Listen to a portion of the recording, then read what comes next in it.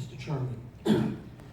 I was going to read an email I sent to all 16 legislators Saturday morning. I stayed up till 2 in the morning to read it, but it's rather lengthy. And, so I'm going to go to the second part of what I'm going to do after I read that email, and I had a statement I wanted to issue, and then I also want to make a couple of other comments. After reading these charges again, and I've read them several times, I have come to the conclusion that on the surface, they range from extremely weak to almost borderline humorous. I'm not up for re-election for 3 years.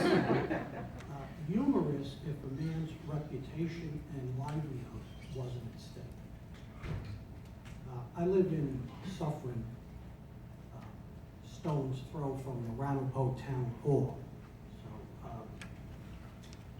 we know what's going on there, because nobody there cares if you know.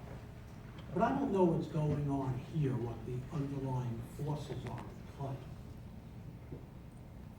I cannot support the resolution, since I am hardly convinced that this is the beginning of the philosophical shift that I'm seeking, but rather a selective jump on the bandwagon. And I'm going to explain that. Over the years, I believe the legislature should meddle when there is a wrong.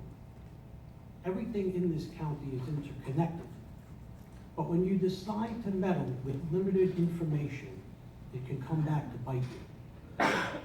I meddled in Sewer District 1. Took 4 months to get there or to draw a conclusion, and there was several years of information available.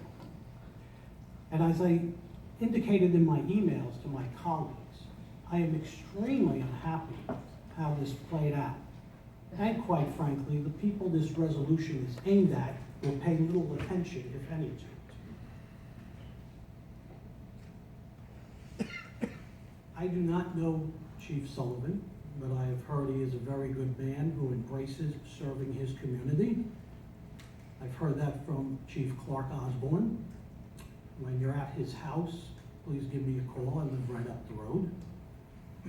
I barely know some of the Clarkstown board members and have never spoken to others.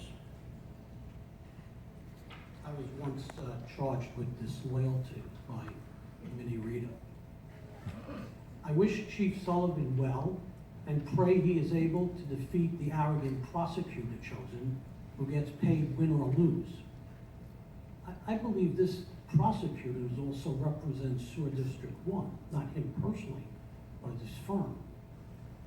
I hope he reconsiders any thought of suing the town, because elected officials never pay, but rather the cost is ultimately borne by the taxpayers. I want this body to meddle.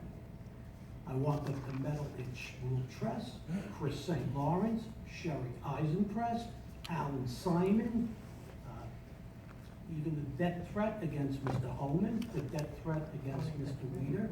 We should meddle, but we don't. But I have a different mindset. But we haven't done that in the past. Nobody consulted me on this resolution. I found out through a post on Facebook, which is unacceptable. And I also want to comment on the campaign donations. Some of you may know that I have pursued straw donations, campaign donations over the years in a series of about 15 articles. There's only 2 questions with the donations that have been brought up tonight. The first question is, were the funds illegal? In other words, did they come from a drug sale or selling counterfeit merchandise? Now, if that's the case, the campaign donation is sort of minuscule in comparison. And the other question always comes, is there a quid pro quo? Is there something in return? And I can tell you I've filed 300 suspicious activity reports with the Treasury Department over the last 10 years. Proving that is extremely difficult. So when you post on Facebook, so-and-so should be arrested, blah, blah, blah. I know it's emotional, but it's not that easy. Thank you, Mr. Chairman. Thank you, Ms. Antuli.